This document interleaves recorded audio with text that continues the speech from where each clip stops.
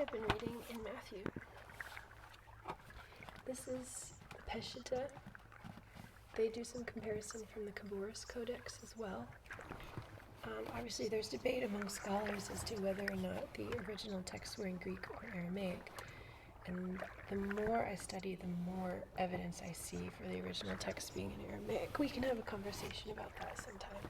Not right now. But there's a lot of different words that don't make sense in the Greek unless they were translated from Aramaic first, which indicates that the oldest manuscripts had to have been Aramaic, and they have to have been before the Greek manuscripts we have, which are the oldest manuscripts we have. The only manuscripts we have in Aramaic are newer manuscripts that were protected by a lot of different Jewish communities and Netzari communities in especially the East. But because the Western tradition has been so, like with Catholicism and everything like that, has been so powerful, you kind of don't hear about the Eastern texts. And of course there's many errors that go from Greek to the Latin, right? Which is what, I'm not trying to bash any Catholics, but there's some pretty serious problems with not going back to the original.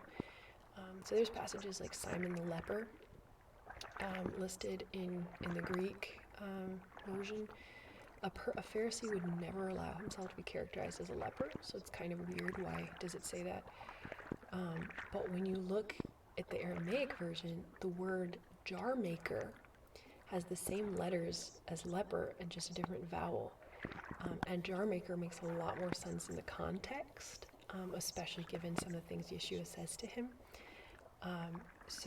And especially given the law, like there's a Jewish law, you're not referred to as a leper anymore after you're cleansed. So people have theorized, maybe he was cleansed and that's why he was called the leper, but he's not. You wouldn't have a party if you were a leper. You wouldn't be allowed to be called a leper afterwards. So it doesn't make any sense within what actually would happen in a Jewish community. But his name being the jar maker makes sense within the context of the thing. There's a lot of other pieces like that where pieces that in the Greek,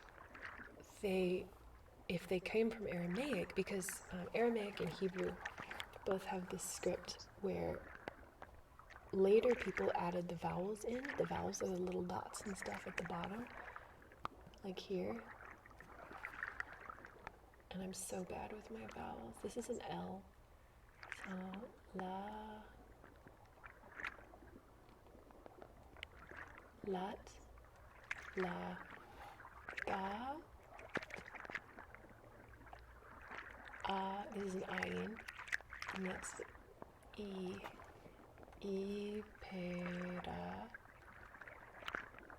ba. I'm so bad at reading that part. I read my Orthodox Jewish Bible in Hebrew that's in English script. This is a different one. The Orthodox Jewish Bible uses the Greek and then the Hebrew for the Old Testament to kind of demonstrate the cohesive, basically Jewishness of the text. Even through the Brit Hadashah, and kind of demonstrate, even written in Greek, the powerful, Jewishness of, Matthew and all these other people. But anyway, it makes a lot of sense that the Aramaic would be the earlier text, specifically because most of them spoke Aramaic, and even in the Greek, there's a bunch of times where there are Aramaic words, because it's very clear that Yeshua spoke in Aramaic most of the time. He would have known Hebrew as a young Jewish man with a significant, rabbinic education, and he would speak Aramaic. And there's a lot of little things that are said. And so there's just a lot of little places, and the more I read, the more it's this obviously came from Aramaic and was then translated into the Greek, which is great. But Greek is kind of like we talked about English and Japanese. Greek is a language with a lot of very precise terms for everything. Hebrew is a language where one word has many different meanings, and even more when you look at both Hebrew and Aramaic in texts. A lot of the times you don't, the original texts don't have these vowels. These vowels were added later by Jewish scholars to help make it easier. So if you don't have vowels, sometimes you have to just know the word by context. And that's why someone translating from the Greek would translate Simon the leper instead of Simon the jar maker, because the consonants are exactly the same. And you would have had to be Jewish and understand the context in order to know that that's not correct. And most of the time, these problems don't really change the intent of the text. This translator really cares about it being Aramaic, and hates the Greek version so much. But looking at both, looking at like the ESV, looking at, when the Orthodox Jewish Bible translates from the Greek, looking at those things for the Brit Hadashah, it's like clear that in general the intent is maintained. So, you can read whatever you want in English and stuff like that, but sometimes you would get to hard passages that you kind of have to dig into. Devarim is a really big example. The NIV is a huge mistranslation of Devarim that has been used to significantly abuse women. And I was really confused about it. It's like I read it in the ESV and it didn't say what someone else was saying. It said, I read the NIV and I was like, holy shit. That's fucked up.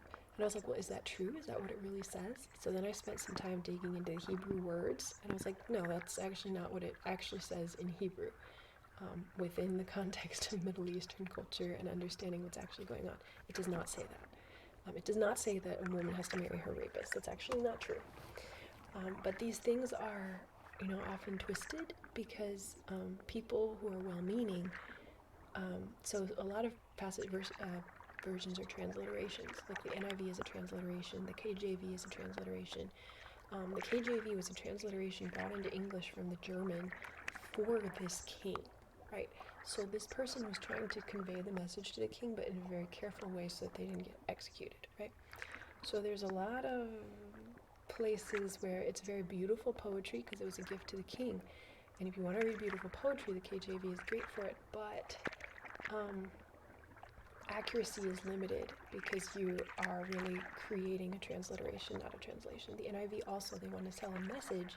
It's supposed to be the international version. It's supposed to be a little bit more accessible, easier to understand. But as they do that, they decide what the meaning is rather than translating word for word.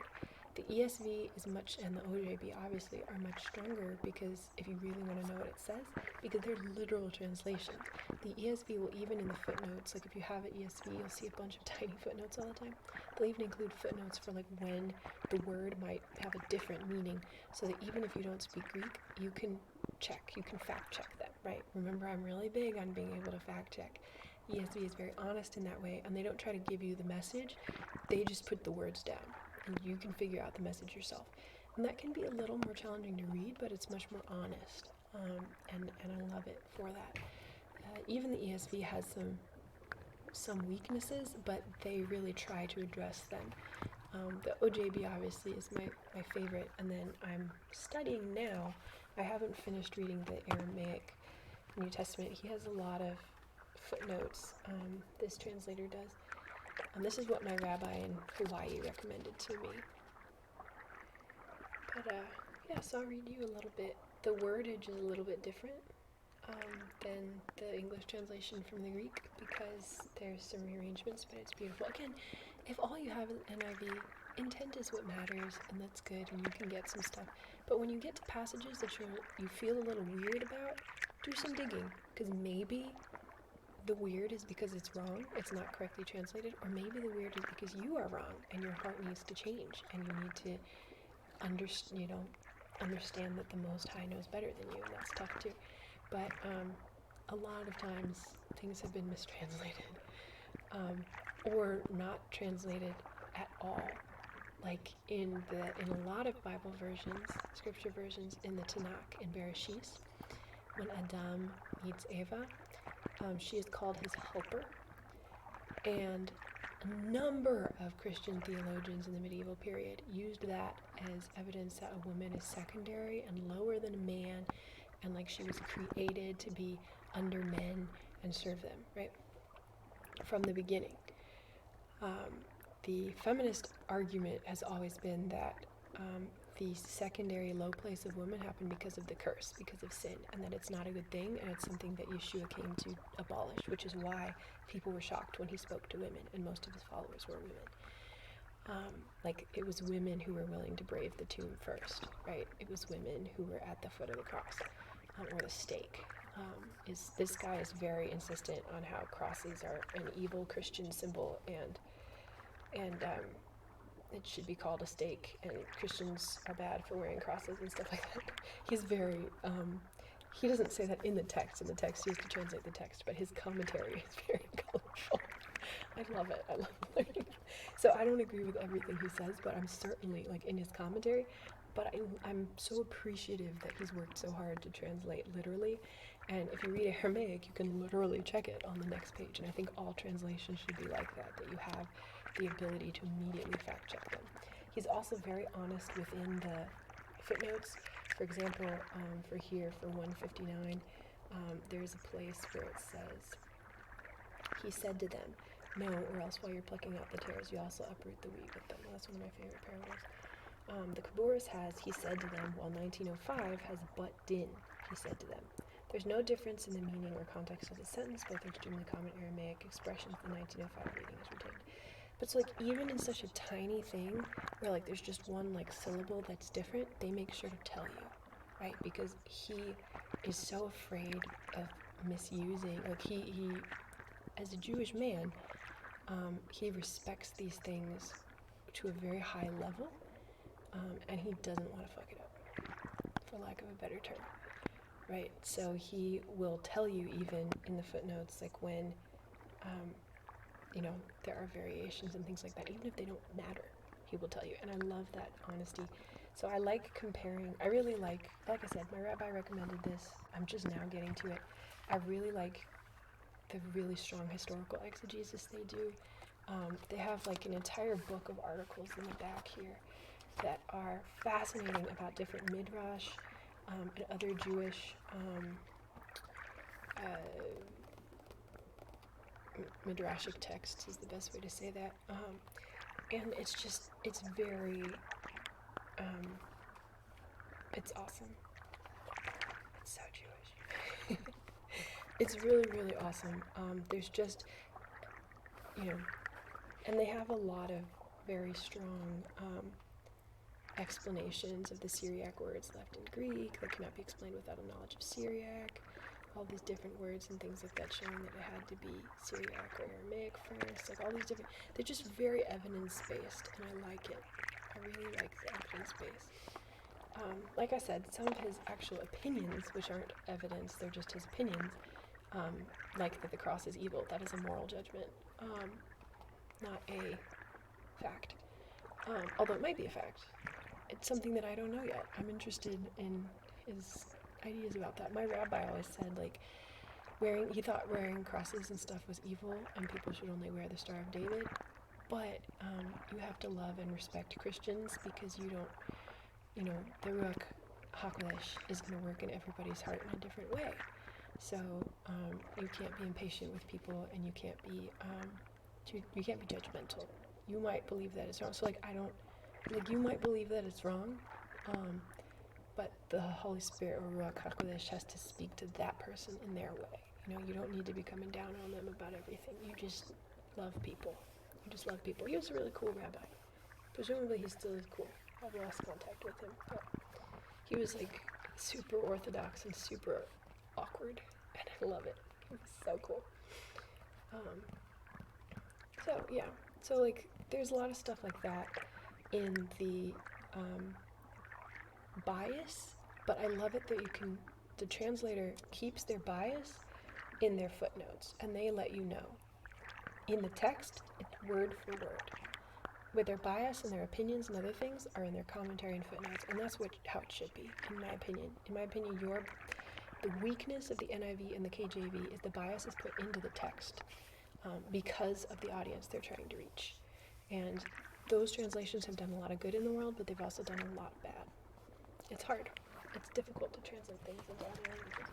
It's like, Martin Luther was the first person to translate the entire Tanakh and Brit Hadashah into German. And he did a lot of good things for equality in general, and for freedom. Like, he literally rescued nuns who were locked in nunneries and not allowed to leave. They literally got barrels to smuggle these women out, right? He did a lot of cool stuff. He was super anti-Semitic. There was bad stuff too, right? People throughout history are people. It's people interacting with these things. And I think what's awesome is that it still retains the same holy, like, message consistently. The main message is consistent for 4,000 years. And that's fascinating to me, that despite being in the hands of all these stupid people, despite passing through all these dumb men, somehow we have been privileged to still have access to, like, Hebrew texts, that the Devarim passage that so many people quote to hurt women, in its actuality is amazing, and is the first time in the Middle East that rape is defined as a bad thing. It's phenomenal. It's phenomenal, because before that, women are just property, So it's amazing. It's actually, it compares rape to murder, and it says that you shall do nothing to the woman. She is innocent. In this case, like, it's a woman being attacked, because this is like when a man murders another man. It's the same as murder, is how it's equated to. So, like, the position of women then dramatically changes in what is a very sexist Semitic society. And you discover that when you look at it in the Hebrew, or you look at it as close to the original as you can. And that's so powerful. I think that's so phenomenal. I love looking at these as historical and archaeological artifacts, because that's when, like, if you look at them, people think that if you look at something scientifically, you'll take away the spirituality and magic. But to tell you the truth, it is looking at it scientifically, and looking for the facts, and looking for the archaeology, and looking for the actual cultural artifacts of the day. That's actually when you find the most beauty. And when I started doing that about 6 years ago, because I'd read the scriptures through multiple times in English since the time I was like 11. Okay, I'd done a lot of reading, and during my, like, period in high school and stuff where I really wanted to be an atheist, I had spent a long time with these things. But when I started to, like, go east and go back to what the actual people were like this was a Jewish man. Yeshua was a Jewish man. He wasn't Jesus. He wasn't, all that stuff is added. I'm not saying that it was added in the scriptures. I'm saying that the translations and the Greekanization helped the spread, but as soon as Constantine locked Jews out of their own faith, because the Netzari faith was a Jewish faith before they became, called Christians. The followers of the Way, or the Netzari faith, it was a Jewish faith. And when Constantine, began persecuting Jews and used this faith as a way to strengthen his empire, and you start creating the Holy Roman Empire, that's where everything goes downhill. Like, once you try to take away the identity of the Messiah, take away his Jewishness, you start to lose the Tanakh, you start to lose the principles in the quote-unquote Old Testament that are so important for society, because you start to make this New Testament, primary. You lose so much, and it's been so lovely to, look at it from a historian perspective instead of just a religious perspective, and through the historian perspective, really discover just this beautiful story. It's beautiful and dark and gross and weird, and it has horror in it. It has sex, love, murder, all these things, but it also has this constant of this fighting being from another dimension, for lack of, to put it in modern sci-fi terms. This being who's outside of time and space, who just struggles with the question of letting people be themselves and do wrong, and saving people from each other, and punishing justice, while at the same time he loves these awful, evil people, right? And that you see the struggle from the very beginning in Bereshit, where they have to leave the garden because now they've polluted the whole world by taking this, magical fruit early. So they have to leave, but at the same time, he loves them, and so he covers them up with clothing that symbolizes the Mashiach covering them later and restoring all of creation from this radioactive destruction they've caused, right? Because an animal had to die to be this clothing, and so it's symbolic of it's the first sacrifice, really. It's symbolic of the final sacrifice, right? So, it's fascinating when you take a step back, leave Sunday school, and look at it with, scientific eyes, and you don't lose the magic. That's where you find the magic, I think. Anyway, I love this stuff. I'm not done reading through. I have a long way to go before I read through the Aramaic passages, but it's kind of cool. It's a kind of fun magic library thing. It's weird and interesting. Even if you don't believe any of it, it's certainly fascinating, and it's certainly strange and, I would say miraculous that even across all these texts, right, I have read in German, French, Danish, Spanish. I have read multiple versions in English. I've read in Hawaiian Pidgin. Okay, across all these texts, across 4,000 years, you still have this consistent message of that being who's struggling with love and hate, right? With justice and mercy, right? And the glimpses of his outside of time experience, right? And that's consistent. There are all kinds of errors and different kinds of translations, but it's amazing the consistency. You don't have that kind of consistency in any other historical text that's that old. So it's phenomenal. These ones are not 4,000 years old. These ones, the oldest manuscript we have of John is the Greek manuscript from 70 AD, which is really exciting because it's clearly like a copied one, which means the original would be older. I think there was recently an older version of Matthew, but I remember there was a big news thing when the older John came out. It was like a big deal. But anyway, these are like within the lifetimes of the people. But because of the circulation, and because we know they were circulated throughout the churches, we know these are copies, and we know they're earlier ones, which is kind of cool to know. And then, of course, the Aramaic angle means that we have even older texts likely that were destroyed. Maybe even by Constantine, who knows.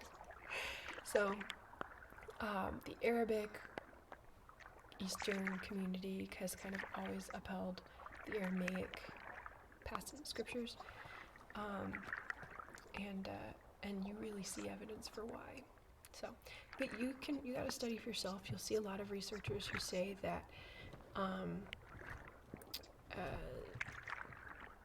they really emphasize the Greek primacy.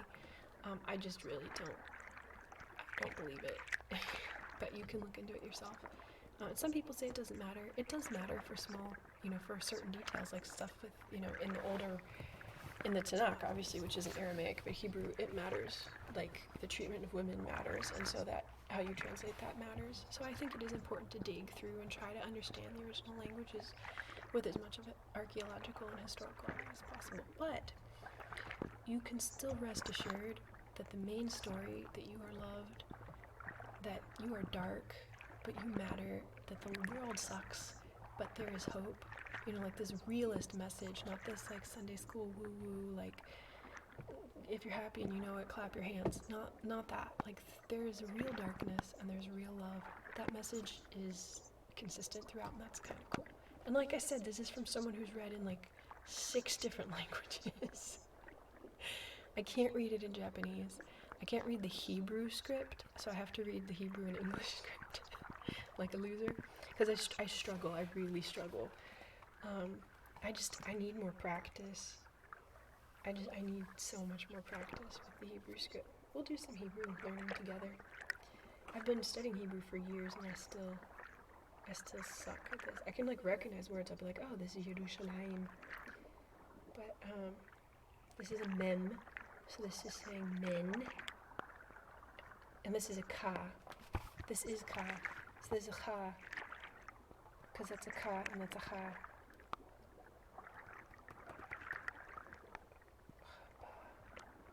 That's weird. Why is it say that first? Chabasha.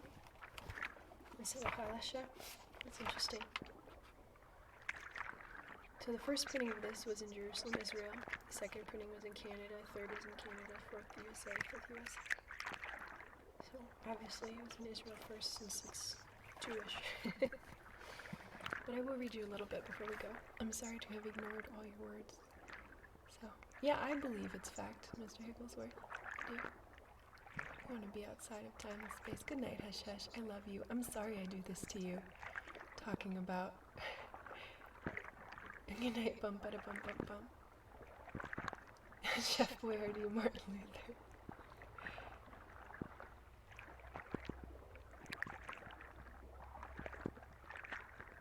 Yeah, a reminder and a comfort. I like that, Unigoto. That's rad.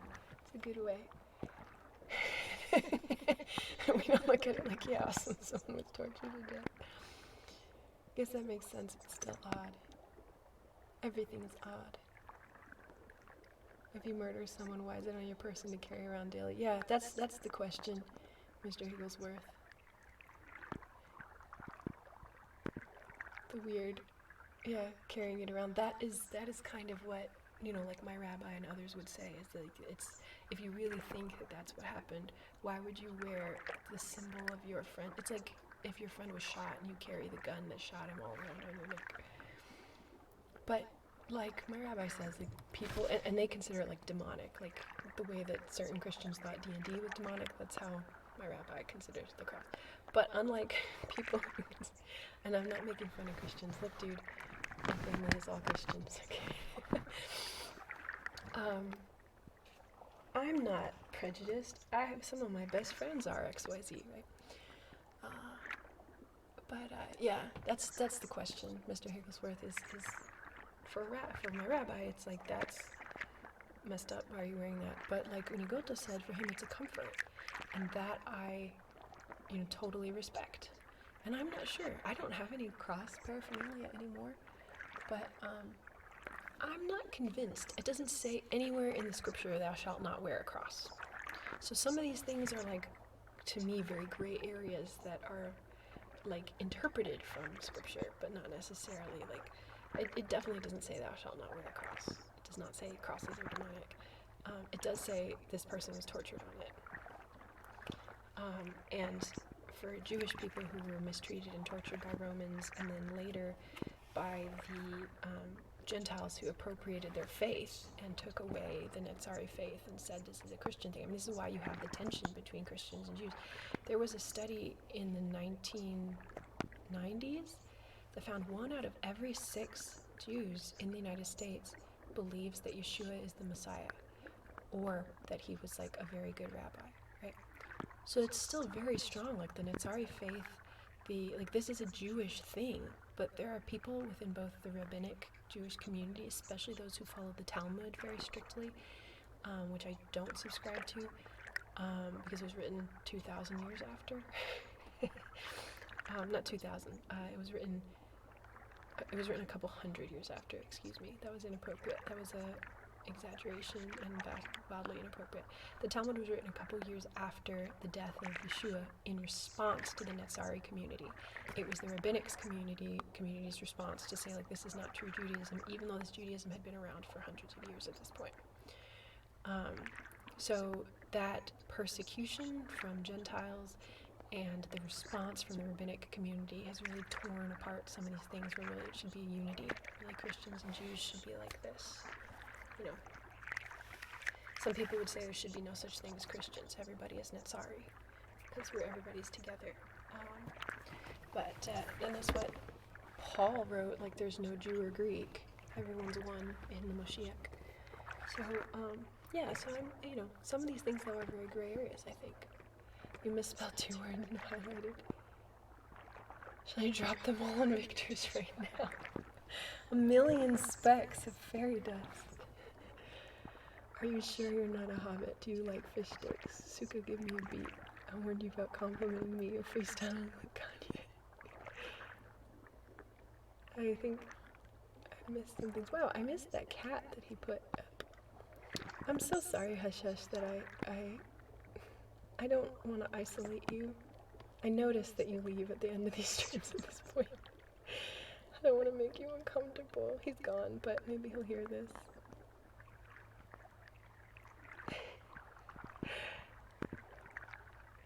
What else are we saying? Wonderful people? I love you all. I hope you sleep well. Oh, it's Hush Hush. Hush Hush didn't go. Hush Hush is still here. It was Bum Bada Bum Bum Bum that left. Hush Hush was saying.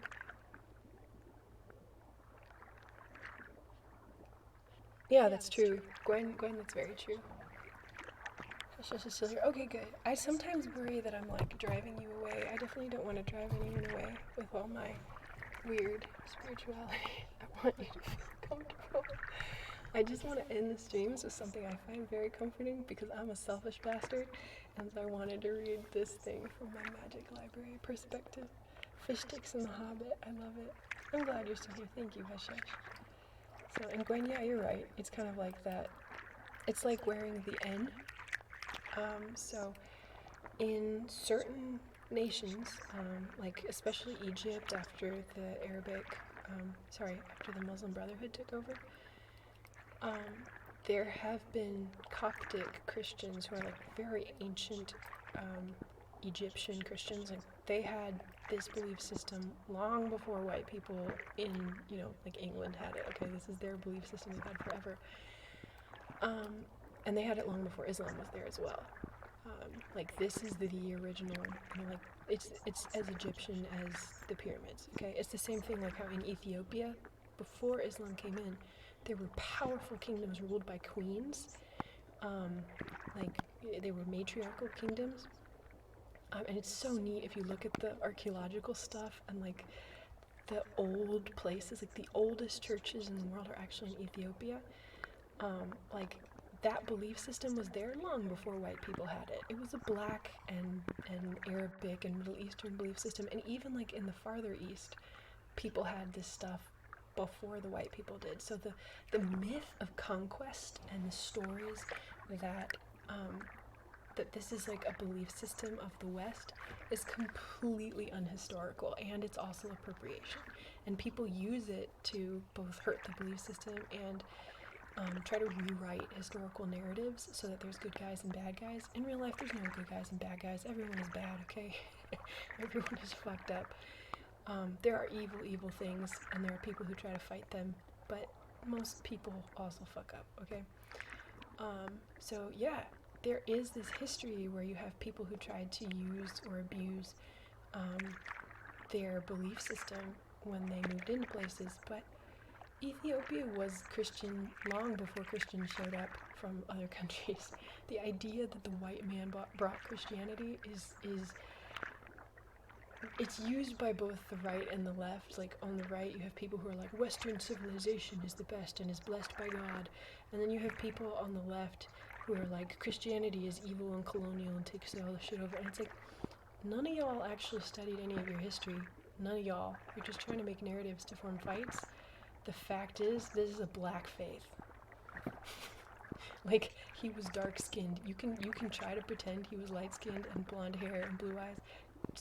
There's no evidence for that. Like, Ethiopians had it before, like, we have the historical evidence, we have the archaeological evidence. Like, those people are still there today, long before Islam showed up, long before white people showed up. So, I guess that's all to say, like, be careful about the narratives you hear in high school, especially. I know most of y'all are not high schoolers, but some of y'all are.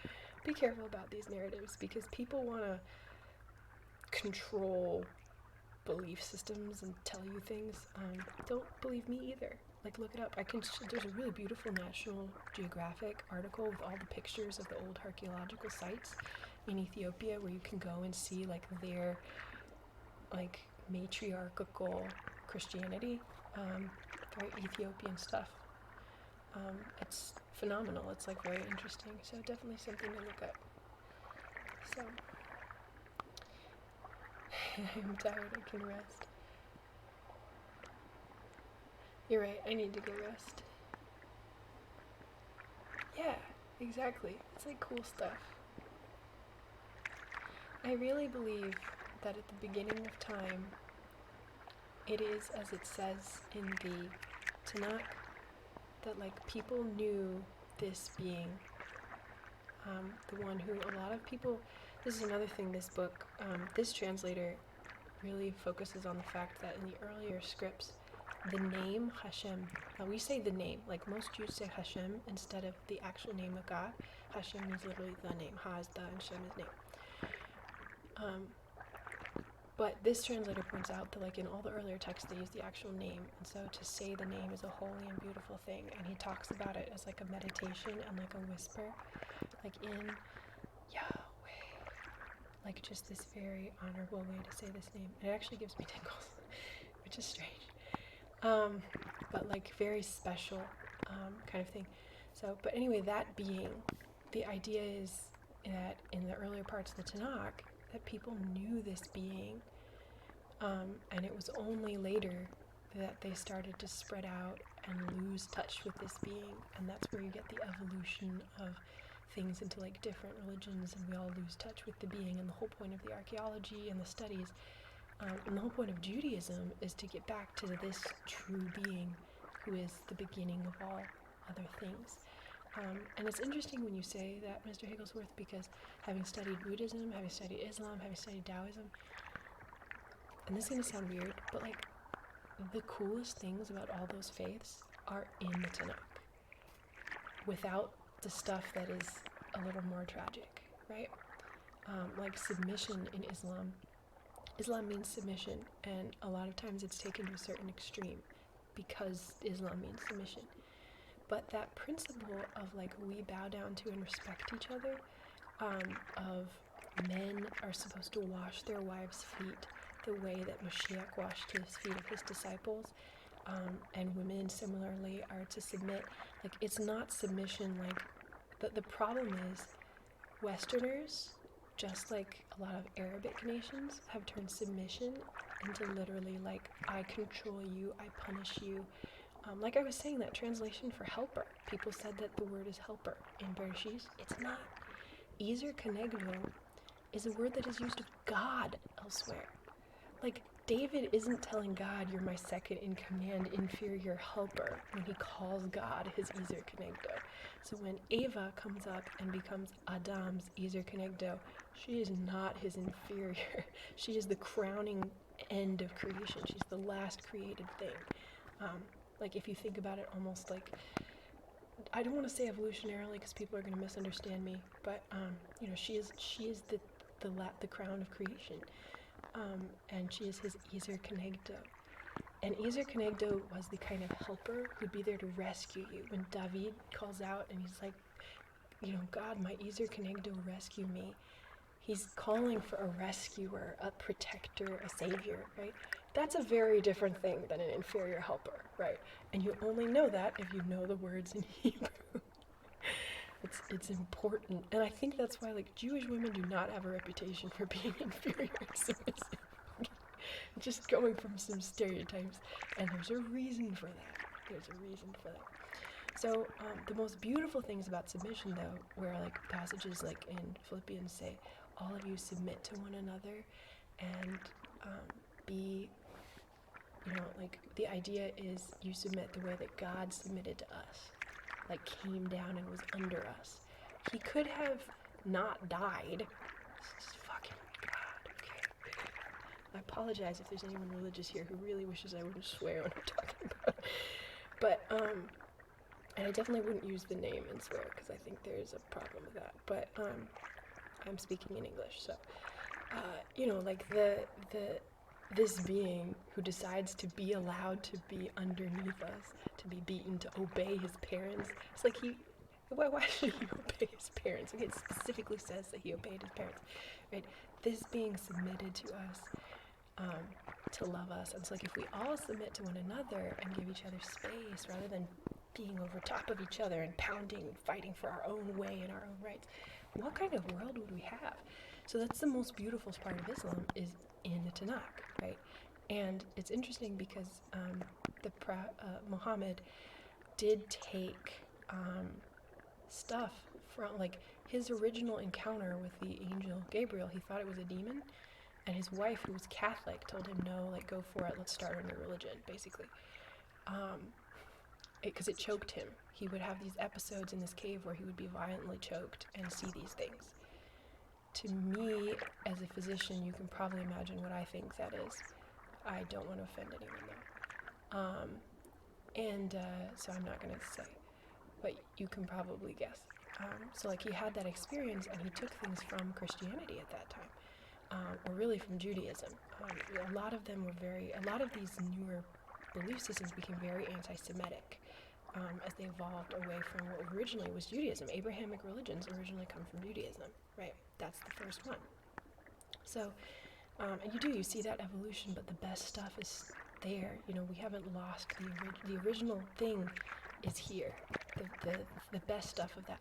And similarly, even with Buddhism, like, a lot of the most beautiful stuff with Buddhism, like letting go of attachments that can be kind of harsh, Yeshua says, he says, if you're not willing to let go of your parents, then you're not worthy of, like, the kingdom. Like, that's very Buddhist, very strict. Like, can you release your attachments? But then at the same time, there's this paradox of, but if you're not honoring your parents, then you're worse than, and he uses some kind of strong word, I can't remember. It's not infidel, but if you don't honor your parents, you're evil. So on the one hand, he says, like, basically hate your parents in comparison to your love for me and for the truth, basically. Because he says, I am the truth, right? So hate your parents in comparison to your love for this pursuit of truth. But then honor and love your parents. It's this beautiful paradox between what you could almost say is like more Islamic style behavior, or maybe more fealty Chinese style behavior, and this kind of like Buddhist, Japanese letting go behavior. And they're both true, and they're both valid, and they're both there in this beautiful paradox of, like, you honor your parents, you love something else so much more, but that something else tells you to love your parents, right? Versus if your parents are your God, you can get into these problems where, like, you become overly submissive to them and you can't live your life and can't have your own way, right? Having something higher than your parents that you love gives you the ability to love them in an independent way instead of a codependent slave type way, right? And that's the idea. And it's cool to see those paradoxes of human sociology, of human social constructs. It's interesting to see how those paradoxes work out. So like everything that I study, like Taoism, I think almost 100% of the stuff I've read in the Tao Te Ching, because I've read the Tao Te Ching multiple times, I love it. Like I said, I'm Taoist. I wish my parents didn't like me saying that. But I am. I believe all the stuff that's in the Tao Te Ching. I think there's one small passage that I'm a little iffy about, but I can't read the translation in the original Chinese. So, other than that, like 100% of the Tao Te Ching. So, because it's all the stuff that he said as well. Like stuff about being, it puts it in very beautiful language about like being the water and being the wave and like wearing away the rock that way instead of attacking it with yang. Like the idea of bending and slipping through, like a lot of very yin stuff, like turning the other cheek, that kind of thing. The idea that you conquer with quietness, quiet power, which is very not like my nature, right? I've got the Viking blood, okay? I really do, and the samurai blood as well. My people groups were people groups who did horrible things to people throughout centuries using violence. So violence is in my blood. But, at the same time, yeah, there's hope for me in all these little, I don't know, anyway. So yeah, I agree with you, Mr. Higglesworth, it's interesting. Thank you, Schoolie JB, I appreciate you. It's very good to see you. The man, the myth, the leg, you got two of them. Schoolie JB. People should look them up. The Forest Church. Yes, absolutely. What are the odds I would make it in time? It's gotta be late down there. Ontology, metaphysics, casual reading. Yeah, exactly. That's what we're doing, Schoolie GB. Every Thursday evening-ish, we're kind of reading different stuff. We read some Japanese haiku today, and I'm ranting like a fool because Mr. Higglesworth said something that like inspired me and made me think that like it seems to me that in the beginning people knew, and then over time people have faded away, because like you said, a lot of the older stuff has a lot of similarity that goes back up. So it's fascinating, and that's why, again, I think you need to take an archaeological and historical eye to these things, and I think it makes a big difference. So, and obviously I'm going to be wrong about something. Obviously I'm going to get to the afterlife and I'm wrong about something, but I don't want to be wrong about the main thing, That's the most important thing, so make sure that you're not wrong about the main thing. The leg. Good night, Josie. Love seeing you.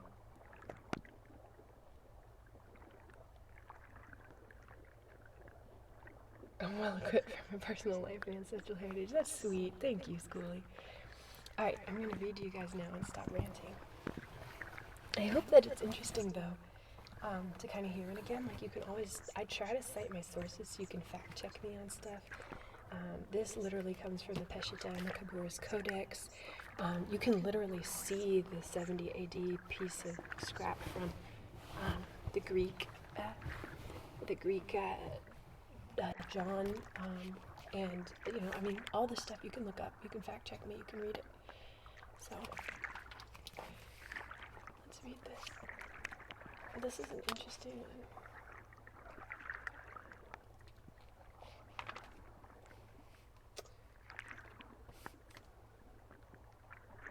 This is one of my favorite parables, and it is really a parable. It's very fitting for this time. I think someone needs to hear this today. It really speaks to me personally about, as someone who, like, my PTSD is based on treating people over and over again and seeing complete injustice in the way they were treated, whether they were dead babies or they were women who had been assaulted. And, a big challenge for me personally is Hashem, Most High, when the fuck are you going to put some justice down on this shit? Like, and this is his answer. He spoke another parable and figure to them, and said, the kingdom of heaven is likened to a man who sowed good seed in his field. And when the people were asleep, his enemy came and sowed tares among the wheat and left. That's weeds. I don't know, this, like, jackass enemy, like, who's going around to other people's fields and, like, throwing weeds in? What an asshole. And when the blades sprang up and bore the fruit, then the tares also appeared. And the servants, and this is me, right? The servants approached the house of Master Yahweh and said to him, behold, you did sow good seed in your field. From where are the tares in it? And he said to them, a man who's an enemy did this. His servants said to him, do you desire for us to go pluck them out? But he said to them, no, or else while you're plucking out the tares, you also uproot the wheat with them. Let both grow together until the harvest, and at the time of the harvest I will say to the reapers to pluck out first the tares, and bind them in bundles to be burned, but the wheat gather them into my storehouses. You don't know who is tare or wheat until the end, even with all the bad stuff, because we all have we all have an amazing capacity for evil and an amazing capacity for good. So everyone gets a chance, and that's the hardest thing about life, is that the beauty of grace, hold on, I gotta remember it. Beauty of grace is that it makes life not fair. Somehow seeing all this down and insecurity. I've been locked inside this house all the while you hold the key, and I'm just dying to get out. That might be the death of me, and even though there's no way in knowing where to go, promise I'm going, because I gotta get out of here. I'm afraid that this complacency is something I can't shake, and I gotta get out of here. Oh, I'm begging you to be my escape. I love that line though, like the beauty of grace is it makes life not fair. Life is super unfair, and there's beauty in that, and there's horror in that. But in the end, there will be justice. There will. So, not only do we want to make sure we're on the right side at the end, but we want to make sure that we're wheat at all, and as things grow up, you find out. So, because we all look like tares sometimes, and we don't want the helpers to come and pluck us out while we're looking like tares. I looked like tares a lot yesterday. Yesterday was a pretty evil, low day for me. I was not a good person yesterday. We have our evils. So, but it's hard. It is hard. But I love that parable because it really answers the question. Behold, you did sow good seed in your field. From where are the tares in it? And he said to them, a man who was an enemy did this. The servant said to them, do you desire for us to go pluck them out? But he said to them, no, or else while you're plucking out the tares, you also uproot the wheat with them. Let both grow together until the harvest, and at the time of the harvest I will say to the reapers to pluck out first the tares and bind them in bundles to be burned, but the wheat gather them into my storehouses. He spoke another parable and figure to them, and said, the kingdom of heaven is likened to a grain of mustard seed that a man took and sowed in his field. And it is smaller than all the small seeds, but when it grows, it is greater than all the small herbs, and becomes a tree, so that the birds of heaven come and nest in its branches. Little is much when God's in it. No one can fathom the plans he holds. I like that song too. There's so many good songs out there. Little rock songs. Little is much when God's in it. I like that song. It's the beginning of it goes like, this one's for the losers. This one's for the yeah, like, I love that because I've always felt like a loser. So like, but it's okay to be a loser. That's what I liked about the first movie, the first It movie. I really like the idea of the Losers Club, like, kicking the butt of a monster thing, and I was super disappointed that he was alive, and I hated the second movie. He said another parable to them. The kingdom of heaven is likened to a leaven, which a woman took and buried in 3 measures of flour until it was all leavened. This is an interesting one to talk about from a Jewish perspective, because leaven is usually associated with, like chametz is what it's called. It's usually associated kind of with sin. It's used elsewhere in the Brit Chadashah to represent sin. This example is both straightforward and odd at the same time. Straightforward because Yeshua's point is that it only takes a little bit of yeast to leaven a huge amount of flour, another way of expressing the mustard seed phenomenon, i.e. the big good things can come from very small origins. But here's the odd part. This is the only place where leaven is used positively by Yeshua. In other words, every other place the yeast metaphor is employed, it's as a warning, yeast or leaven of the Pharisees, he says, that small errors can pervert great institutions or structures, which goes back to what I was saying about translations, like that word mistranslated in the NIV, like it's literally ruined women's lives. Only here, however, are we told that it works the other way as well, with good things becoming that much greater and more powerful if just given a little good yeast. Analogies, of course, between food and the kingdom of Hashem are extremely common and well documented throughout this diglot. It's an interesting thing to point out. Degenerates Club. I like it. Peace, my guy. Goodbye, hush hush. Sleep well. We love you.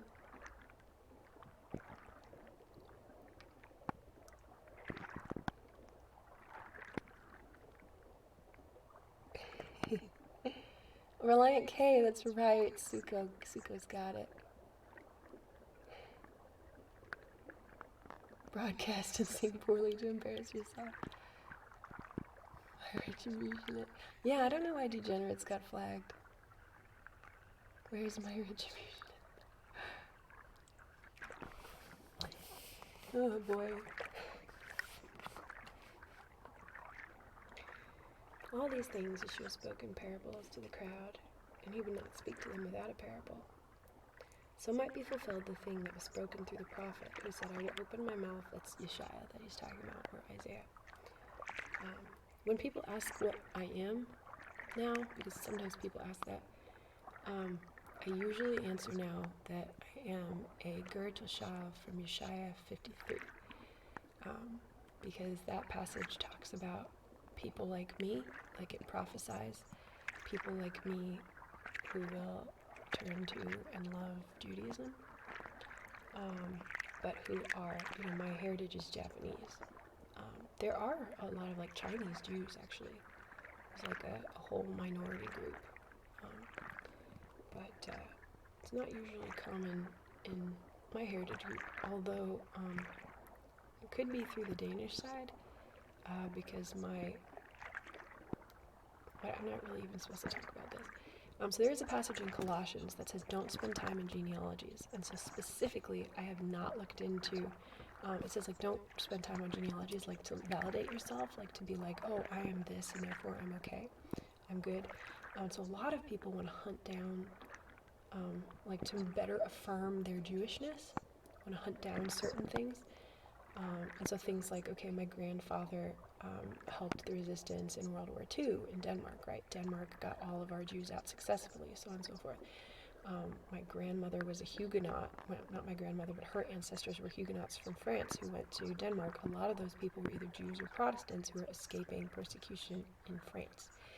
So, so there's always that possibility there, but it is my job not to focus on that and not to focus on, like, oh yeah, and my grandfather had a pilgrimage to Israel, all these kind of things.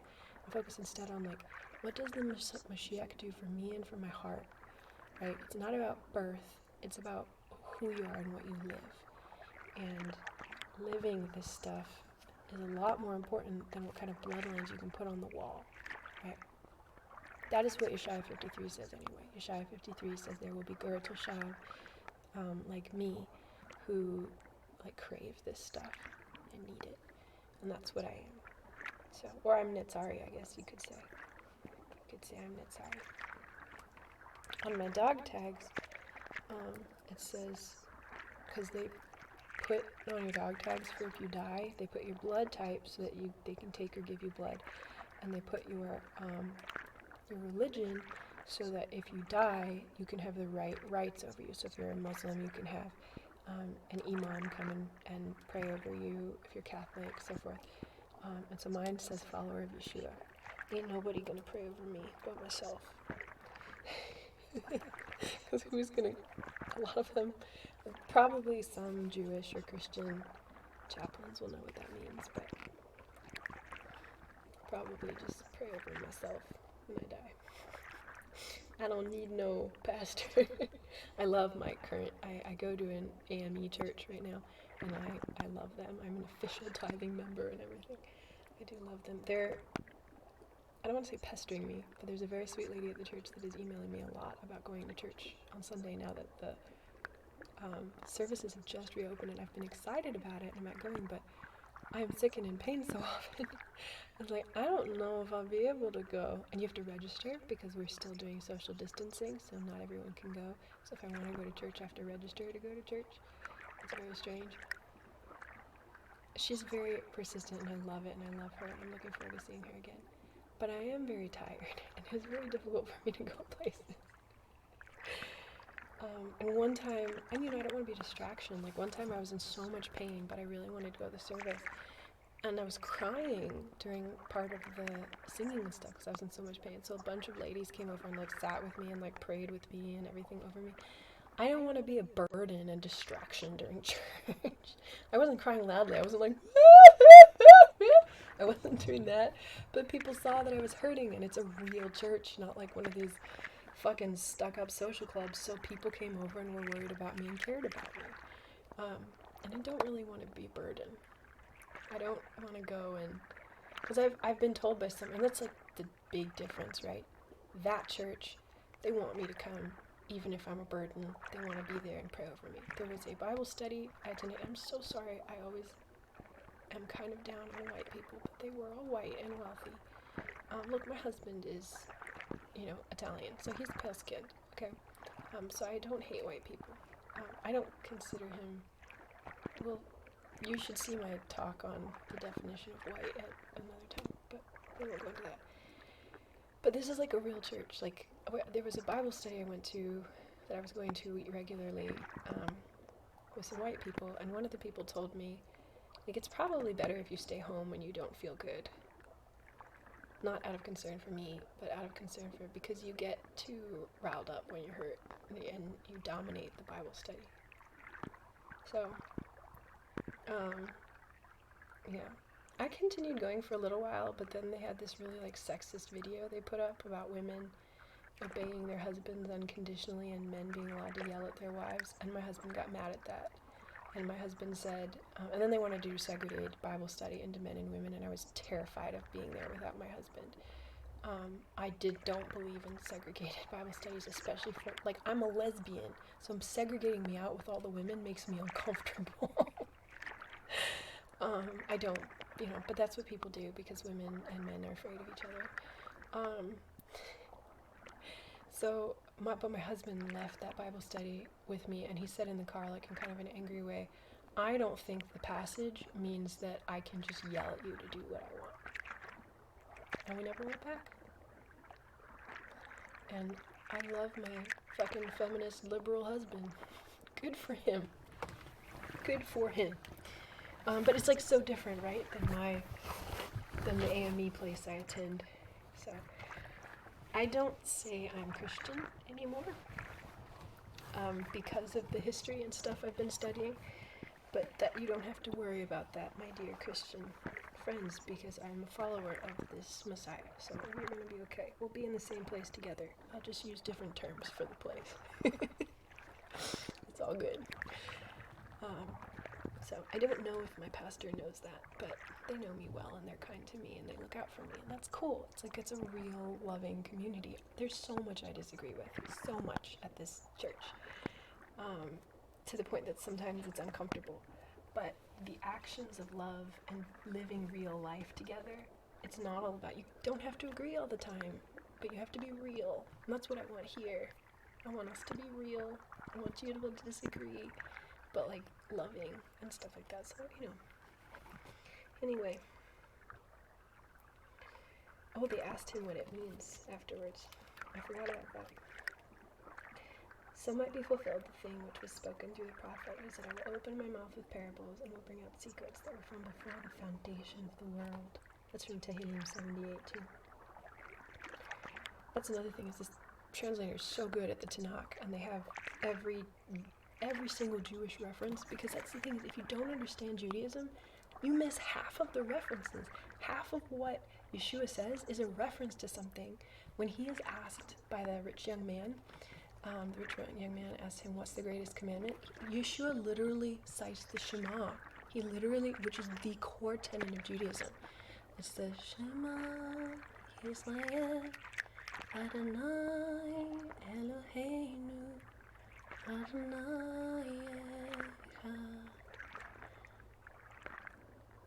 And then there's a Baruch Hashem part that I don't sing, because I don't know it very well. There's another passage which is within the same area, which goes V'havta Adonai Eloheinu v'chol levavcha v'chol nefashcha v'chol moedecha. So you shall love, the one. So the song part is in Devarim, and they're actually both in Vayikra, both passages. But you shall love this. It's basically a reaffirmation of this one. Hear, O Israel, Hashem, your Elohim, is one. And it's this affirmation, like we were talking about earlier, Mr. Higglesworth, going all the way back. Like there is a one somewhere that we have kind of started to lose in all of our things. But at the same time, it's important that we've learned to think all these different ways, because after the Tower of Babel, Hashem split people up into different languages so that there would be diversity and confusion and all these other things. There is a beauty in difference, and it's very important, because one blind man cannot see the elephant, but many blind men can see the elephant together. The challenge is figuring out which blind men are actually touching the elephant and which blind men are touching a snake, right? There's right and wrong, but we need to be understanding as we're figuring out that right and wrong together, right? Anyway, the Shema is, I hope that wasn't too heretical what I just said. The Shema is, hear, oh, book chasing is popular today. All right, let me chase this book cover. This is the Aramaic English. New Testament. Or the Betasha. There's a little menorah there. 1, 2, 3, 4, 5, 6, 7. This isn't the kind that is used in Hanukkah, and Hanukkah has 9. And it's got these beautiful little lines on it. It's the only version I have that I don't have an electronic version of.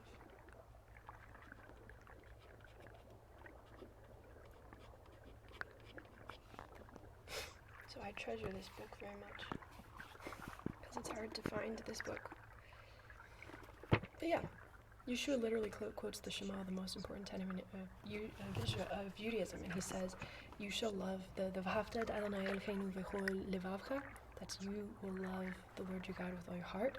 Moedecha is strength, and I always pronounce it's nefesh is the singular word, and it's plural, and it's a little hard, so it's nefeshcha, all your soul, also your spirit, your life. Nefesh is usually used as life. So when they say that someone had died, they say the nefesh has left them. So it's like your energy, your force, your chi, almost. Not like your soul. So with all of your energy, life force, with all of your lev is not really heart. It's been translated heart in most English passages, but lev actually is like the seat of the will, not the seat of the feelings. So I guess scientifically your lev is your basal ganglia. It's the place where you make decisions, your willpower. That's all your lev. And modeja is obviously your physical strength. So it's really like your heart, mind, and body, really, is what it is. But anyway, that's what he says. He says that is the main commandment. And you wouldn't understand. He's not saying a new thing. He's literally quoting the Shema. He's literally being a Jewish man. And like half of what he says is references to the Torah. And if you haven't read the Torah or the Tanakh, you actually don't really know what he's saying. It's the same as with the Japanese haikus that we were talking about. Like there's so much that's missed in haikai, the older Heian period stuff, if you don't understand what each thing is referencing, because everything is referencing a thing. So to really understand the person of the Mashiach, you really need to understand the Judaism, where he comes from, or you miss it. You miss some of the most radical and offensive stuff he says and does, because he is a crazy, love it, I love crazy person. Phone's there, see police, thank you.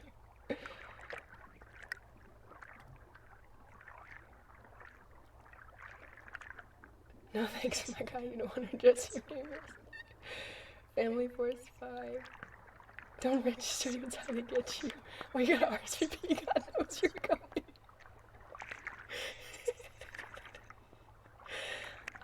You know that song, that ridiculous Family Force 5 song, where they're like waving American flags and they're out in the swamp? Oh, it's so good and so bad. I love it. It's like, it's crunch time or something. It's so ridiculous. I saw them perform back in the day.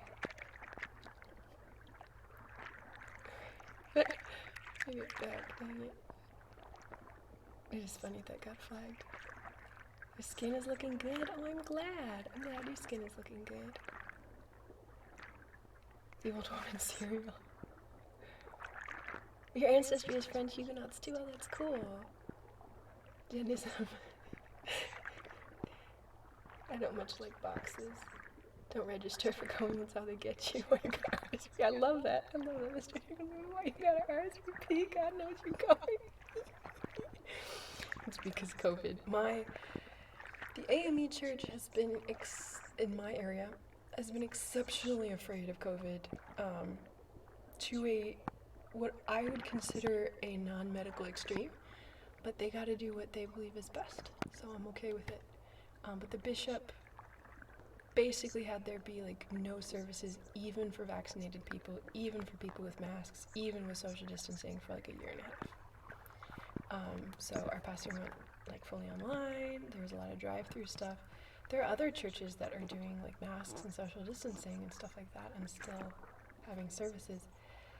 What astonishes me is that in earlier pandemics, churches were always considered essential because they were the places that people would go to get help. And you would have people doing medical volunteering and helping the poor. So churches could not close during a pandemic. I wonder what that says about the state of both the church and many nations around the world right now. That for most people, churches closed during the pandemic. Is it because the church has failed to be the church and really reach people? Or is it because people, don't care anymore? I don't think that's true. I don't think it's the latter. I don't think it's completely the former, because you don't want to make generalizations. I want to be careful with what I say, but it is interesting. I was very proud of my church that we kept all the feeding the homeless things open. So they were running a food bank all year long. I got to volunteer every week during the height of COVID, and it was awesome. Which I've said too many times. I shouldn't talk about it because I'm going to lose my reward, lose my spiritual reward by talking about it. But, they had these awesome opportunities that I got to be part of. And we were helping, they did a huge car food drive, everyone masks, everything like that, to help the people who had nothing, and help people on food stamps and get them food. It was super rad. I think that's what's supposed to be, you know? So look it up, find a place that, my friend, we were looking around for a place that would fit her, and it looks like there's a Wesleyan church in her area that would fit her really well. And Unigoto, you're a little similar to her in some ways. Maybe look up a Wesleyan church, because they're really emphasizing service. They care about scriptural basis. And John Wesley was a fucking badass. Like, he was an amazing reformer for poverty and women and everything else like that. Like, he went out and did the work. You know, he wasn't just a theologian. Different theologians have had their different impacts on stuff. You know, Calvin was very interested in, like, government and talking to governors, and how government affects the people. Martin Luther was very, very focused on theology, especially, and kind of making sure that people who were restricted could get out. So, like, things like nuns. Like, he was very interested in the clergy, right? John Wesley was interested in the normal people, right? He wanted to help workers who were being abused, help the immigrants who were being abused, help the poor who were being abused, and that church still has that heritage. So that's kind of baller. So you might, if you're in your area, see if they've got something that, and right now they're doing a really big, important drive to maintain, how to say this? It matters to them that there are fractures in the United States, especially between different churches, especially along racial lines, and it is very important to them to just overcome that and just be a real, you know, international church, which I think is super cool. And so they seem neat. I am not a Wesleyan, but it seems that might float your boat based on what I understand of you and your libertarianism. But at the same time, you seem like a person who wants real things. And they're small, tiny denominations, so it's easier to get consistency, I think. Presbyterians, I mean, you go extreme left to extreme right with Presbyterians and Baptists and everybody else. It's kind of hard to know what you're going to get. So, I don't know. It's a possibility. Google it. Or find your synagogue. Find your local Messianic synagogue. Like, literally, what's wrong with that? And you might love it. You might love your local Messianic synagogue. It might be the best experience you've ever had in your life. I loved my Messianic synagogue so much. Yeah, it was a good time in my life. It was very good. I will open my mouth with parables and bring out secrets that were from before the foundation of the world. Then Yeshua left the crowds and came to the house, and his disciples drew near to him and said, "Explain to us the parable of the tares and of the field." Again, there's a transposition of words here between Caboras and 1905 that has no effect on the meaning, but it is mentioned. Then he answered and said to them, "He who sows the good seed is the Son of Man, and the field is the world, and the seeds are good sons. And the tares of the kingdom are the sons of the evil one, and the enemy who sowed them is Hasatan. And the harvest is at the end of the world, and the reapers are their messengers." Satan is one of, like, the biggest misrepresented things in mythology and everything else. Hasatan means the accuser, and he comes as an angel of light. He's not some dude with, like, goat feet and red horns and shit. And he's mentioned very little. The big enemy in scripture is really man's evil alone. We don't need somebody else. But this accuser points out and emphasizes man's evil and makes the job of the celestial being, you know, that struggle I mentioned, that choice between, like, how are you going to give them agency, but at the same time, you are outside of time, so you have programmed everything up to the end, and you see everything to the end. So how do you give them agency while stopping evil and stopping them from hurting each other and hurting themselves, you know, and hurting the universe and hurting you? Like, what do you do when you love evil people? And Hasatan is really the voice in God's ear, being like, they're evil, they're evil, they're evil. There's nothing you can do. Just destroy them. You can't love them. Get rid of them. Get rid of them. Get rid of them. Get rid of them. Get rid of them. And when he tempts people, It's to prove to God, and you see this in Job. He tempts people only to prove to God that they are worthless. When you understand that in the actual context, it changes, I think, how you see evil completely and how you see yourself. Because the temptation to do wrong is to prove to God that you are worthless. But the fact is that you are not, and you are wonderful, and the accuser is a liar because you were made by the fingerprints of the divine and the image of the divine. So even if you have the most evil, evil, evil heart, which it says also in Nehemiah that everyone has an evil heart, even if you have an evil heart, so does everyone else, and there's healing and there's hope, and you are not alone, and this being from outside of time and space believes in you enough that he would die to not just cover for you, but to be the atonement between you and the universe and the rules of the universe, because the universe has rules. There is gravity, there's up and down, there are consequences, there is justice, and there's this metaphysical way in which his experience affects all of eternity. And of course he's an eternal being, so that moment for him is eternal.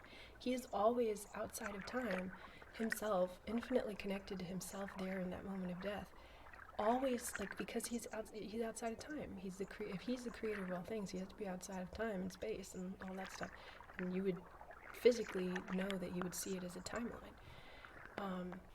because there's no other way, based on my understanding of physics anyway, that he could exist. And a lot of other more wise people than I have come to that same conclusion, that he has to be outside of time in order for these passages to make any sense. So if he's outside of time and he's predestined before the dawn of time, but at the same time he's inside in this story, then outside he's always experiencing that moment. All times are now for Aslan, as C.S. Lewis says it. He's always in that moment. He's always taking that suffering, that infinite moment, because he does it once for all. And there's a lot that's difficult to understand about the mystery of that substitution. Why it works. I think we make it too simple. People make it a simple Sunday school thing where it's oh, he takes my sin and then my bank account is clean. But it's not that simple. There's all this other stuff going on. But as you're reading those stuff, it's not like there's God and Satan warring. It's really more like Satan is always tempting God and tempting the Son and tempting us with the idea that we are worthless and we are not who we are. With the temptations in Matthew in the wilderness, the entire time the Hasatan is accusing or tempting the Mashiach, all the questions are based around who are you? If you are the Son of God, then do X, Y, Z. If you are the Son of God, basically, I don't believe, the question is, do you believe in yourself? Do you know who you are? And that's a question that even God had to struggle with. Do you know who you are? Then it's okay if you don't know who you are and you're struggling with it and you have your darkness and everything else like that. Sometimes that accuser is in your head, and not letting you discover. And on the other hand, sometimes you have your own narcissism and stuff like that. That's also bad. You don't want to think that you're the shit and then you stomp on everyone else, right? But even that can sometimes be the accuser, because a lot of times that comes from insecurity. You have to prove that you're the best, and because you're the best, you have to have power over other people. That's a different way of the accusation. It's sneaky, because he can then prove to God, see, they're nothing. They're always going to be evil. They're never going to change. Look at what they do with just because they have an empty stomach, right? And then his answer is this very strange tribal procedure that he does on himself to unify his mercy and his justice, to be one with us, and it's like a mystery. It's hard for me to understand, and I've read it hundreds of times, but it's hard to understand this sacrifice in this moment and how it can cover us. But that's the magic of sacrifice, and you see that throughout the Tanakh in Judaism. There's this idea of balance, death and life, and I think that studying Eastern philosophy helps to better understand it, because you have the cycle of death, life, yin and yang, and you see the balance is necessary in the universe. So really, he's to my understanding, it seems like he's restoring the whole balance of the universe there. That comes from, I have read so many different theologians from, Presbyterian or Calvinist perspectives, or from, Arminian perspectives, from, like all different kind of people, and then reading Eastern philosophy texts. For some reason, that makes the Tanakh much clearer. Because this stuff is an Eastern text. This stuff came from the Middle East.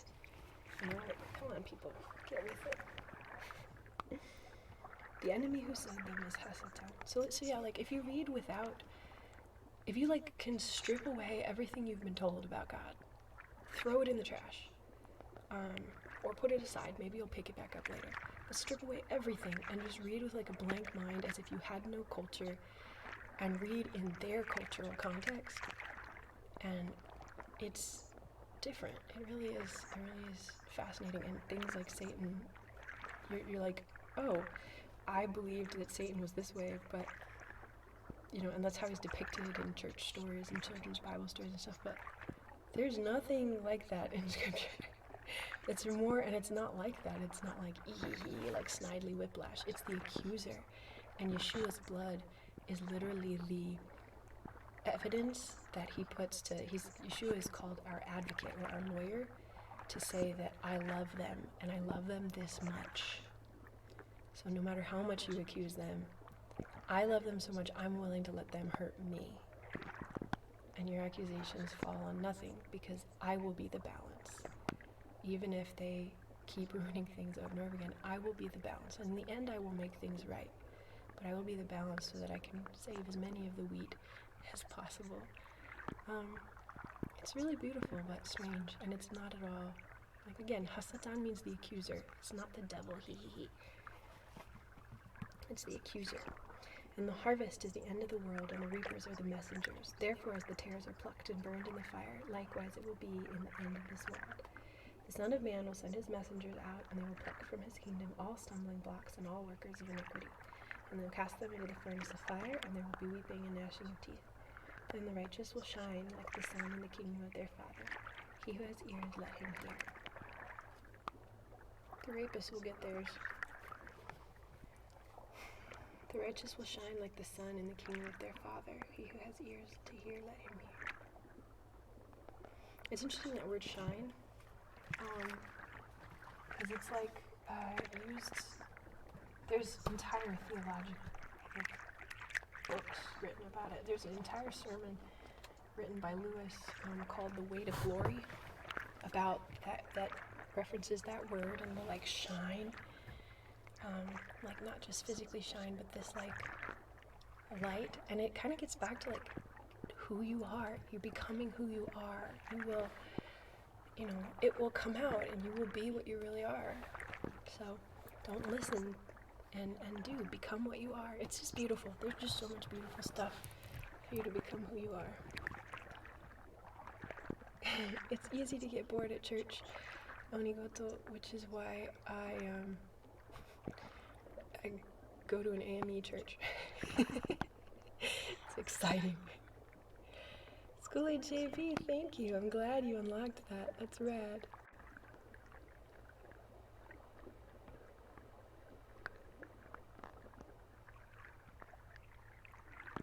Closed church thing is a comment.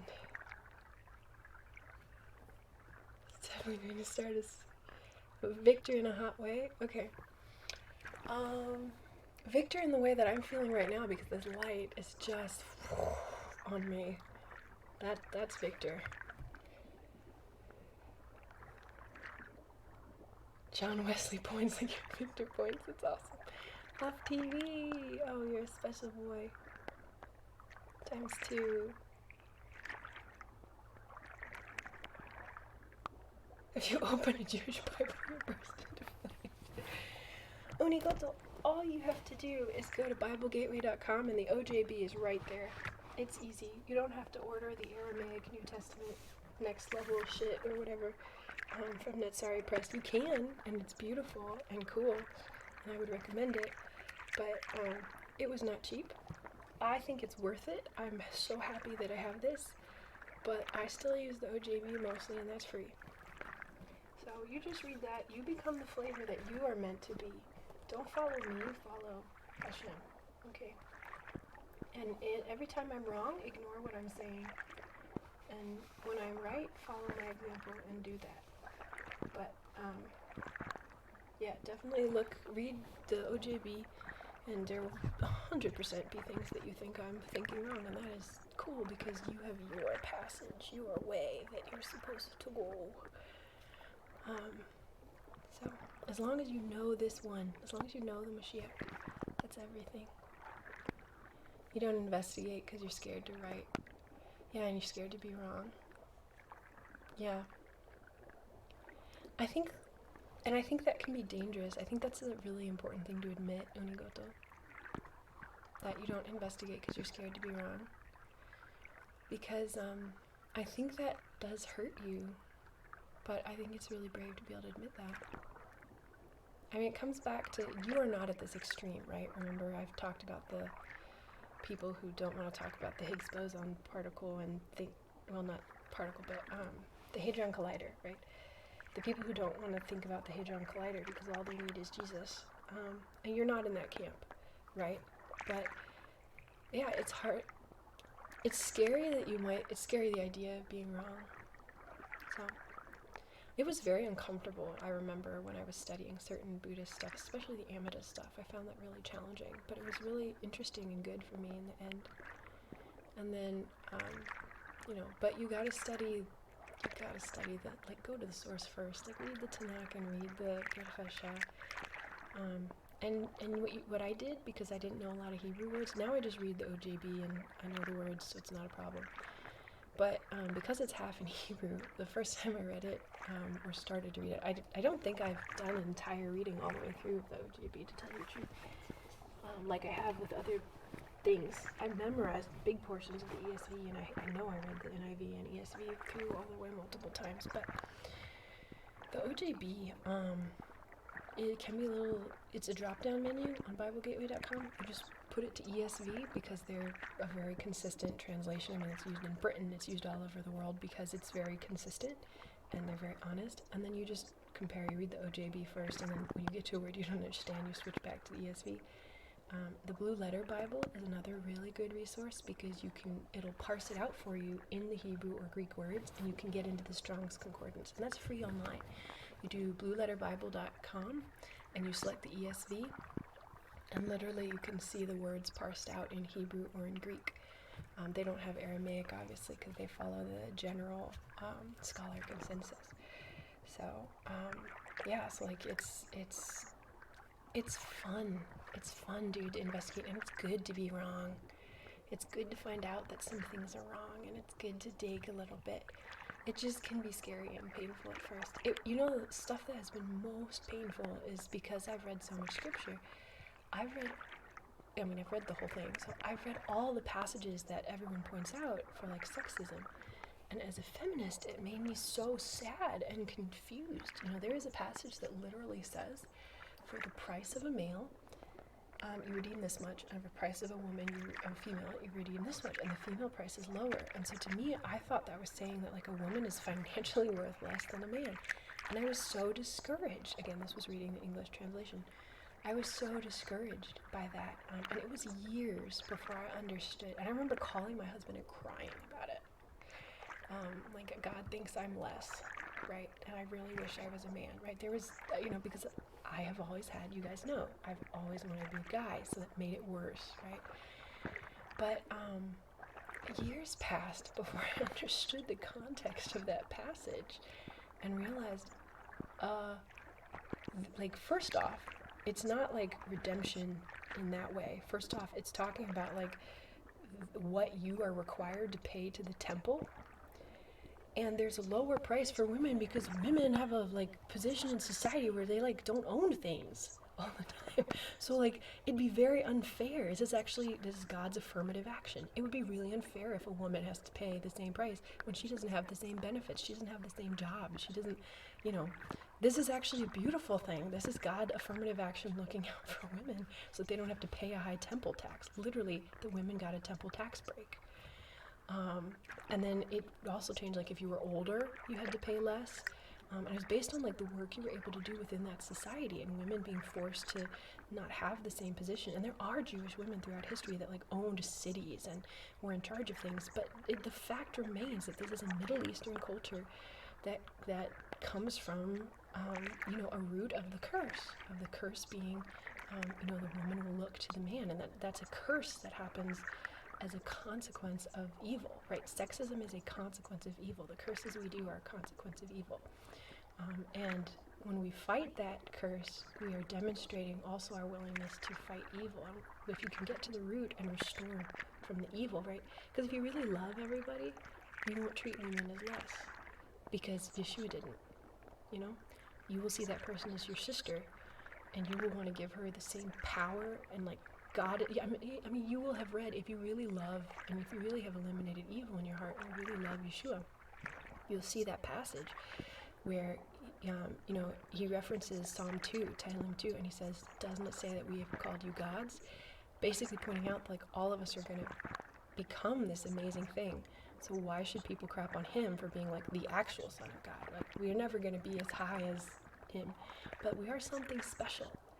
And if you recognize that, if you recognize, like, the specialness of the women around you, you will treat them with respect, honor, and you will let them be the goddesses that they're meant to be. And I don't mean this in a heretical way. You can literally read Psalm 2, and you can literally read in John Yeshua's response to Psalm 2. Obviously, he is, and you read throughout Scripture, he is obviously supreme, and he's the only one to be worshipped, right? That's very clear in Judaism. You don't work, there's one, Shema Yisrael Adonai Eloheinu Adonai Echad. He is one. You worship him only. You only worship God. But there is something special in lowercase God about us that we can become. And if you really believe that, it's like if you've eliminated the evil and the accusations from Hasatan, Hasatan accusing women of being worthless and these kind of things, all these accusations, if you can eliminate that and you have no more evil in your heart, then women will be equal, just automatically. Sexism just automatically goes away that way. So again, it's important to see this stuff in context. But, reading that, so, it's okay to be wrong. And I'm glad that I was wrong about that passage. I'm very glad. I'm glad that it's temple tax, God looking out for women. And you see that, too, in context. When you read the whole passage, you see old people have to pay less. And certainly old people are not worth less to God. There's so many passages in Proverbs about how superior old people are. But they didn't have the work advantages, and they didn't have the kind of healthcare we have nowadays too. So it's actually cool. Like, it's actually a cool thing that God was doing. So it just takes some digging and being patient and understanding that we don't understand everything. And I think if you approach it with that eye of like, this is a historical archaeological artifact. Like if you look at it as if this is a Stargate, okay, this is like some weird alien artifact that people have been studying for thousands of years and still don't understand. If you see it that way, if you see it like from an archaeological, almost sci-fi perspective, like you see it that way, it becomes a lot easier to you don't get upset as much because you realize, like, I may not understand this. I'm not understanding this. I'm going to keep working at it until I do understand it. But I know that there's something here worth understanding. Because I know the core tenet, because the core tenet, like I said, is still consistent across all these mistranslations and everything of this, even the King James, which I think is the worst translation ever. Even that, right? Even that translation has that core message of that being who's trying to deal with the accusations against us, which are true, and being just, while at the same time loving us. And the only way he can figure out how to do that is to become one of us, take all of our dirt and bad energy and all the things on himself and die with it. So it's fascinating and so weird. It's so weird. So don't be afraid to be wrong, but that's an awesome thing to admit. You're a baller when you go to. It all comes back to Kanye. Can I get the book on audio, though? Ooh, the book on audio. So, ESV is an audiobook version, and I have an app. I can't show you because you are using my apps, but you download the YouVersion app. It's totally free, and you can listen to the ESV on audio, actually.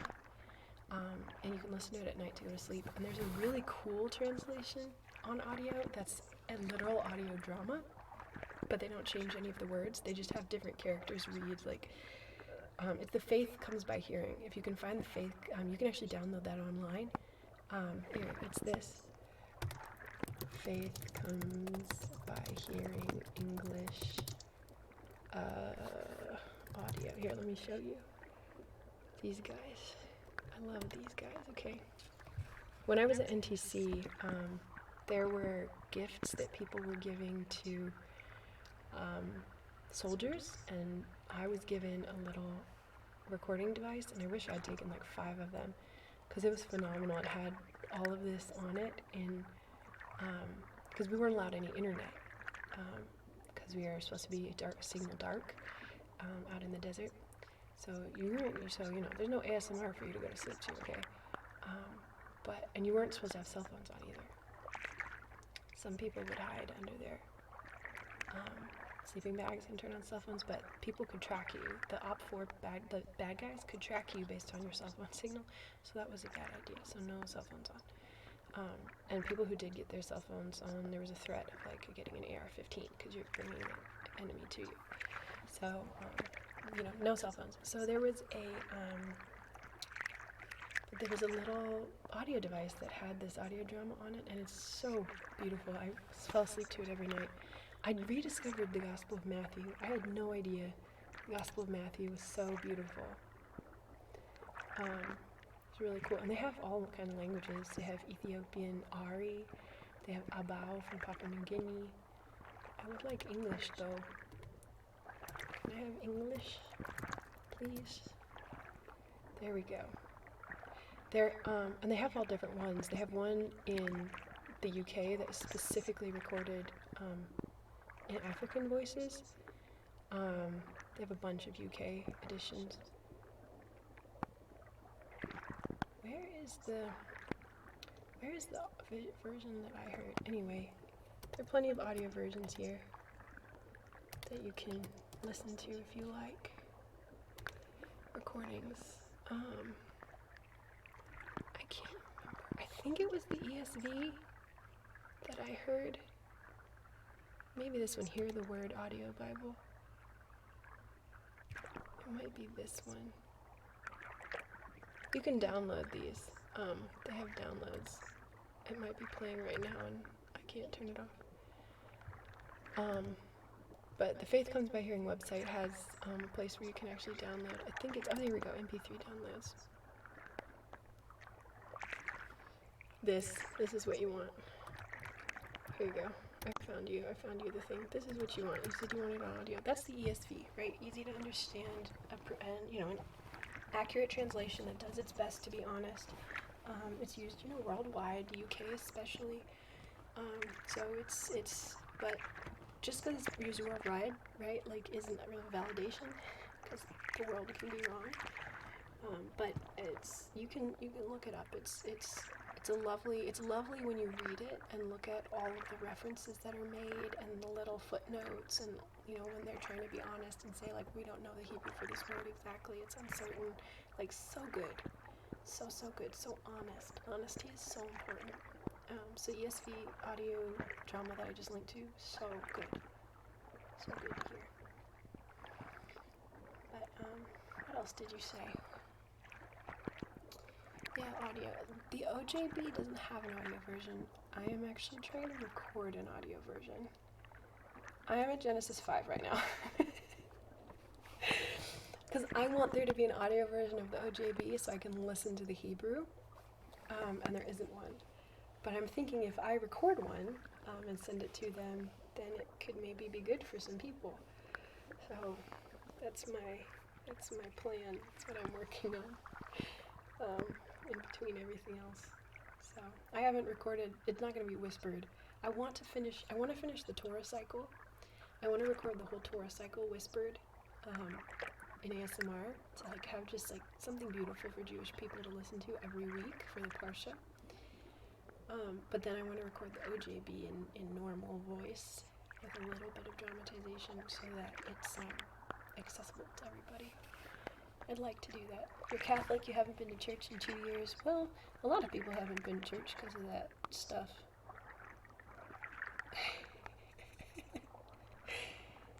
Teachability. Being an old person back then was more of an accomplishment of not dying. This guy's clearly Batman who has lives past 35.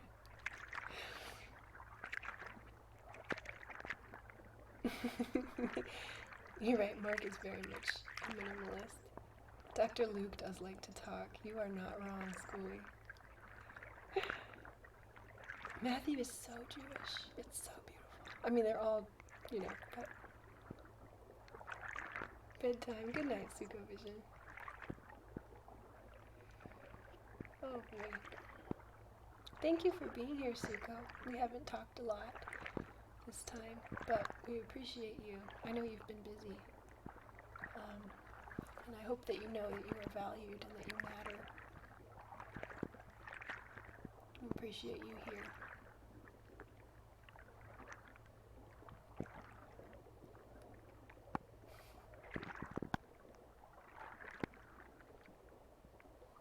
You all matter. So yeah, BibleGateway.com. Just change your drop down. Just read a little bit every day and it will change your life. Like, you will, maybe in small ways, or maybe in big ways, but a little bit every day. I'm not being like, oh, you need to convert. I'm being like, explore this amazing fucking universe. When J-Star was telling disciples, he was going, oh yeah, that's crazy.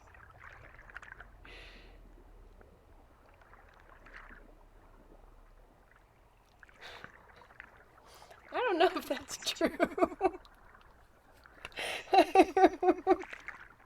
I'm not sure that's exactly true. That looks like that picture, though. You're talking about that picture? That painting where John is leaning his head on the master's shoulder. Oh, man. History is weird, dude. I gotta go. I appreciate you guys. I don't think so. Maybe. I don't see that very specifically in John. Well, who knows? You're gaslighting me so hard I want to go back and look it up. He's reclining in a seat. Oh, that's true. They are all reclining at their seats. That's another thing, understanding the Jewish. I'm never gonna leave because you guys keep triggering me in a good way.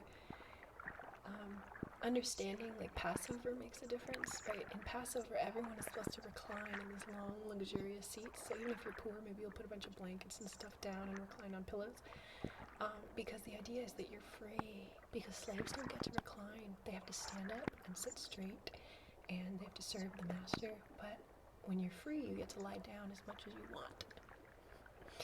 And being free from the oppression of slavery in Egypt, and then later, of course, the idea of being free from the oppression of pesha, or transgression, or sin, right? Being free from evil, looking forward to the sacrifice of the lamb, right? It's like Passover is the most powerful and wonderful thing. And then you imagine Yeshua being at this and just pointing out over and over again, this is about me. And that's what he's saying, the Passover blood wine. He's saying, this is me. The important bread, the matzah, he's saying, this is me, right? He is revealing himself. And if you understand Passover and you've studied how Passover was practiced at that time, it's amazing. It's amazing. So yeah, they're reclining because they're free. And the idea is that the blood of the lamb that was put on the door protected the Israelites from the judgment on the Egyptians. The slave masters received judgment for what they did. And judgment extends. Judgment is contagious, right? But, because there's natural balance in the universe.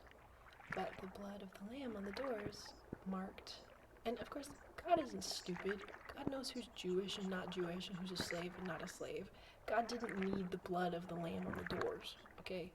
It's not like some magical thing. God is not an idiot, okay? But it's important because it tells the people to look forward to the thing that redeems them from their own evil, from the slavery that they do in their own lives, right? The ways we keep other people from having freedom, right? So it tells you to look forward. The whole point of the blood on the door is to say, like, I'm going to win you your freedom via sacrifice, and there's more to come. There's more freedom to come, not just for you, but for the whole human race, right? Passover, that's why there are passages like Yeshaya 53 where Gur Toshavs, like myself, like come to honor these festivals, because they are ultimately about all of us, to the Jew first and then to the Goyim, right? It starts there. It's like this small group of people, almost insignificant people, who had been holding that ancient stuff that Mr. Higglesworth mentioned, right? The ancient, pointing back to that commonality, right? They've been guarding this and keeping it as much as they can. And obviously there's mistakes, and that's where Yeshua comes and does corrections, and he says, no, like, this is how it actually is. This is what it was intended. This is what the passage actually was meant to say. Like, you just misunderstood it, and things like that. Like, he's commenting on the Torah, on the principles that they have passed down, and explaining where they're misunderstanding the Torah, right? That's most of what he did. That's, again, why it's important to understand the Torah, because then you understand what he's doing and why he's commenting on it, He's making, So it's, I was very tired and I lost my train of thought all of a sudden. Please forgive me. You said, you knew not to fret. Yeah, he was reclining next to him. You're absolutely right. They're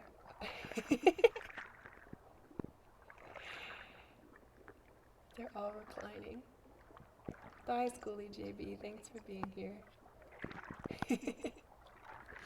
They are all reclining, by the way. It's just telling you that he's next to him, but yeah. Yeah, reclining. I love how you put that, though. That's awesome. I love your interpretation of that. Yeah, reclining, understanding the Passover. The Passover is important. The blood of the Lamb buys us freedom. That's all. That's what I was trying to say. And him at that moment of Passover telling them that it's all about him, which is the most arrogant thing you could possibly do. And it's so fascinating. Yeshua doing that, telling them it's all about him. And they're there, reclining and reacting. Don't do this to you. Don't do what to you? Talk to you about freedom? You choose to believe he was the only one. It doesn't say, so who knows? You might be right. Everyone else might have gotten up, jumped around, and he might have stayed chill because he knows. Who knows? I wasn't there. It just says he was reclining. You're exactly, you can take it how you want to take it. I don't have evidence to the contrary, except that I know that a lot of Jewish people recline at Passover. But that doesn't mean everyone else wasn't getting up. You could be right. He could be the only one. I'm definitely not going to argue with you when you could be right. That's not where I want to be. I don't want to be wrong on that. Or I'm okay being wrong on that, maybe I'll say. Well, folks, I appreciate you. You matter. You're valuable. I hope that this was relaxing. I wonder if there's anyone we can raid. Oh, GB is on. You guys want to raid GB? All 7 of us? We can raid GB and you can listen to her stuff. We're so tiny, that might be embarrassing. Let's raid James Bond 235 instead. He's raided me before. Be nice to him. He's an ASMR person. Good. I'm glad. It's okay, Mr. Higglesworth. Thank you. And everyone learned something maybe, or maybe not. I learned things. I didn't know that Bishop. There were things in there I was surprised to find out. I'm not going to tell you which ones. But things where I was like, oh, really? Let us get ready for a raid. Let's go say hi to James Bond. It's your birthday! Happy birthday! Let's give you an MP3 download, like a whole folder. Which folder do you want for your birthday? Happy birthday, Unigoto. Do you want, do you guys want the entire, do you not have, I don't think you have the entire depression and mental illness thing. I think you just have one or two of them. Do you want the, it doesn't have everything. Oh no, it's only got 3 in there. I don't like that. That's not big enough. It's not a big enough birthday gift. How about all of the neodymium? This is what I have for you. We're gonna give you the public link to this. How about all of the neodymium MP3s? All of them. That's what you came in on. That's how I met you. Met you with this.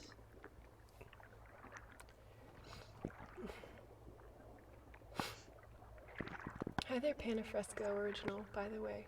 Thank you for being here. Panafresco Original. There you go, that's an entire folder. It's an entire folder for you, Unigoto. It was. That's when you came in on. You came in on. You first commented like all smooth on my prisoner exam. I remember because you were so freaking smooth. Because you were like, you commented. That's the first time I saw you. I don't know if you saw videos some other time. But the first time you commented was on that prisoner video, or the pilot video. The prisoner video, we had a conversation about whether or not the Neodymian series is about current politics, and I was trying to cover my butt and said no, it's not, because it's not.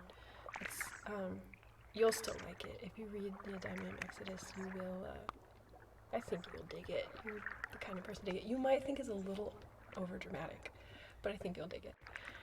I don't want to put that out there. You don't think it's overdramatic. It's rad. It's very dark. Anyway, you might dig it. But then, I think the first time, it was either the pilot video or the prison video, and you said, do you get, I have YouTube Premium, do you get money for my views? And I explained how YouTube Premium works, and you answered, well, let's just make sure. And then you became a channel member, and it was like so fucking smooth. And I said so. I said, wow, that was super smooth. And you said, as butter. And that was the conversation. And that's how I met you. You are very smooth. I was very impressed. I was super impressed. Alright, so yeah, all of those, all the sci-fi videos, you can download all of the MP3s and have them with you forever. Even while you're working, you can't be at streams. Happy birthday. You are awesome. I would sing happy birthday to you, but I heard that I heard you're not allowed to sing happy birthday on the internet or something like that. I don't know.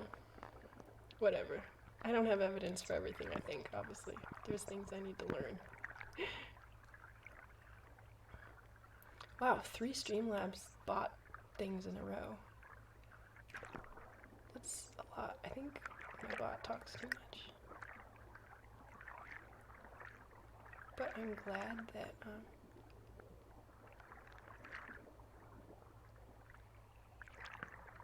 I'm really glad that it's working. You guys, parents are the only one that know. Oh, I used to be like, well, I am still like that. People usually don't know when it's my birthday. So, happy birthday. Because I wanted to not grow up. And I felt that in order to not grow up, you just have to not have birthdays. So there are actually several years of my life that because I was avoiding my birthday, I forgot my age. And there was one year where I realized I was 24. Or no, I realized I was 26 and I thought I was still 24. Because I looked at my birth certificate or my license and I was like, wait, something's wrong here. I'm older than I thought I was. Because I had skipped in my, anyway. Yep. I'm a weird one. I didn't want to grow up. So, and I felt like after the sad stuff that happened in 2018, I felt like I grew up. That's because I didn't even used to say I was a woman. I was allowed to say girl. I would never use adult terms for myself all the way up until almost my 30s, right? Because I didn't want to grow up. I'm a weird one. Thank you, Gwen. You're so affirming. You are just such a sweet person. I'm really excited to interview you. I will interview you soon, probably end of August. You are so sweet. Other people think it's weird and judge me, so I appreciate how affirming you are and nice. So, but yeah, you guys wanna raid someone? You're 22 now, but you look like a 57-year-old. You always like people telling how young you are. 22 only. Good for you. Oh, you're a baby. Some of my medics are your age almost. All my little siblings are your age. Aw. I'm so old. But I'm not really old. I'm young. Okay, we're all very young. All of us here. I have a few wonderful 57-year-olds in my life. Like I've said before, my roommate in medical school was 87.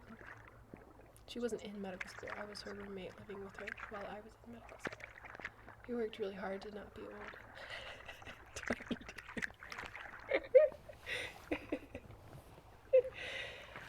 Oh. Alright, happy birthday. Let's go raid. Because this guy might come back and give us good things later if we raid him. Oh, where'd he go? James Bond. There he is. Usually he does ASMR. Right now I guess he's playing video games. Max Payne.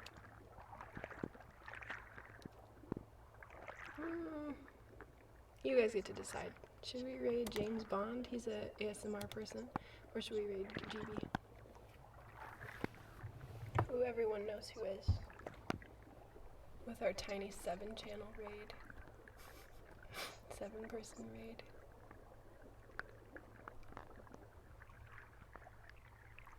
You guys aren't answering. I'm gonna raid GB. You say, hit me back when you can. Who's smaller? Humanoid Sal! Oh my gosh, it's good to see you. We're about to leave though. We're about to leave.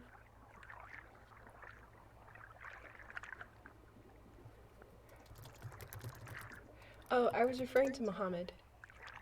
That's my answer. I was referring to Muhammad. That's the story. The story is that he engaged with the angel Gabriel and got choked. And at first he thought it was a demon, and he told his wife that he thought there was a demon visiting him, and she said, no, it's probably an angel. Let's make a new religion, basically. And then he changed. He became a very changed person. I mean, before that he wasn't the person who would take a 9-year-old wife. You know? So, and the experience that is described is of him being in the cave and choking. And what I said was, like, as a physician, obviously I have opinions about what happened. Like, it follows a medical pattern. But I don't really want to hurt anyone's feelings who's Muslim, who might be listening. I want to be truthful. You can probably guess what I think happened, vis-a-vis angels or not. So, that's all. I didn't want to, like, say it in a mean way, is what I was saying. I was saying it would be offensive if I said it in a mean way, there are ways to put it that are not kind. Oh, Humanoid Sal. You can rewatch the whole thing. Who's smaller? James Bond. Yeah, let's go to him. I can get you to James Bond, and he will give you ASMR Humanoid Sal. It's good to see you, though. We usually start at 4:30. We might move a tiny bit later, but we can't move super late because people have to sleep on the East Coast. Say it in a Victor way. Let's hit up James Bond. Let's see what he's up to. James Bond. He's got 16 viewers. Let's say hello. Alright, 4 of you are ready. 5 of you are ready. You gotta let me know you're ready. You gotta say yes. Come on, everybody else. We have 2 more people, right? No, we're just a tiny 5-person raid. That's okay, too. 4, 5, come on. 6, yeah, there we go. 6 is good. We can do 6. Let's go say hello in his chat. And we can still chat and stuff.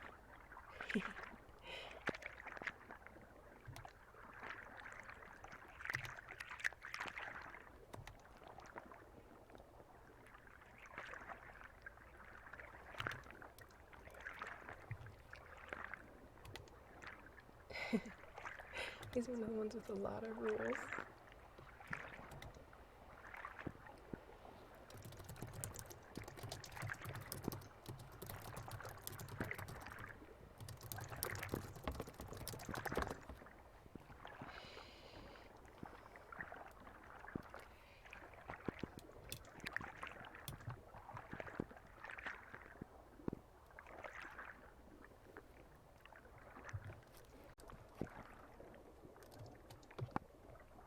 Yeah, that makes me happy. See?